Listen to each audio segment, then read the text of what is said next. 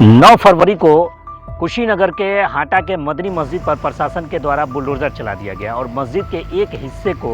Bulldoze कर दिया गया, तोड़ दिया गया। उसके बाद से तमाम तरह की प्रतिक्रियाएं आई, तमाम लोगों ने इस पे गुस्सा दिखाया, इस पे अपना रोष दिखाया, चाहे हिंदू हो चाहे मुसलमान हो। सभी पार्टियों के, विपक्ष के सभी नेताओं ने प्रशासन के इस कार्रवाई पर सवालिया निशान खड़ा किया, इसलिए कि 8 तारीख को मस्जिद कमेटी के द्वारा स्टे लिया गया था और 9 तारीख को आनन फानन 8-10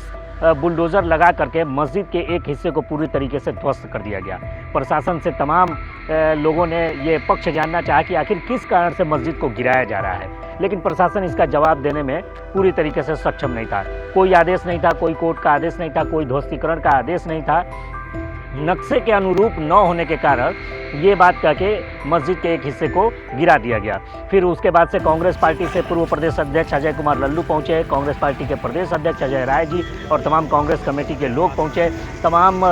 समाजवादी पार्टी के नेता भी वहां पहुंचे, एक डेलीगेट से भी आया वो पहुंचा और हर जितने भी सामाजिक कार्यकर्ता थे, जो लोग इस देश की एकता और भाईचारे में विश्वास रखते हैं, उन सब ने एक स्वर में आवाज़ उठाकर कहा कि ये जो कुछ हुआ है वो गलत हुआ है। कांग्रेस पार्टी ने जिलाधिकारी कार्यालय का घेराव करके राज्यपाल महोदय को संबोधित ज्ञापन भी दिया। प्रदेश अध्यक्ष ने भी राज्यपाल को इस मुद्दे पर लेटर लिख कर के अपनी बात रखी और अपना विरोध दर्ज कराया। और आज सबसे बड़ी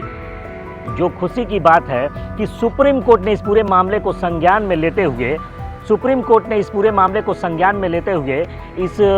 इसमें सम्मिलित सभी अधिकारियों को सुप्रीम कोर्ट के आदेश की अवहेलना का, अवमानना का ये नोटिस भेजा है और सवाल पूछा है कि आपके खिलाफ कार्रवाई क्यों न की जाए। जी, 13 नवंबर 2024 को सुप्रीम कोर्ट ने ये कहा था कि किसी भी घर को बिना उसकी अपील सुने, बिना उसकी दलील सुने, बिना उसकी बात सुने डायरेक्ट किसी भी मकान पर, किसी भी निर्माण पर बुलडोज़र कार्रवाई नहीं की जाएगी। क्योंकि कोई अपराध भी, अगर एक व्यक्ति कोई अपराध करता था तो उसके पूरे घर को बुलडोज करके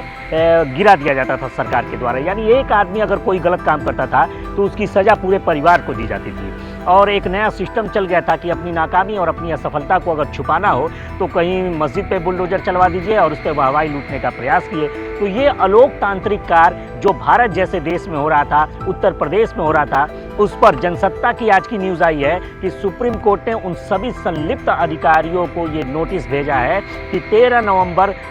2024 में सुप्रीम कोर्ट ने जो आदेश पारित किया था, उस आदेश की अवहेलना करने के लिए आपके ऊपर कार्रवाई क्यों न की जाए। अब जो भी इस प्रक्रिया में शामिल था, चाहे नगर पालिका का ईओ हो, चाहे एसडीएम हो, चाहे जिला के आला अधिकारी हो, उन सब को सुप्रीम कोर्ट के सामने पेश होना होगा और अपनी बात रखनी होगी, या यूँ कह ले कि इस अन्याय के खिलाफ अब इन्हें न्यायिक प्रक्रिया से गुजरना होगा और सुप्रीम कोर्ट इनके मामले का खुद ब खुद संज्ञान लेगा।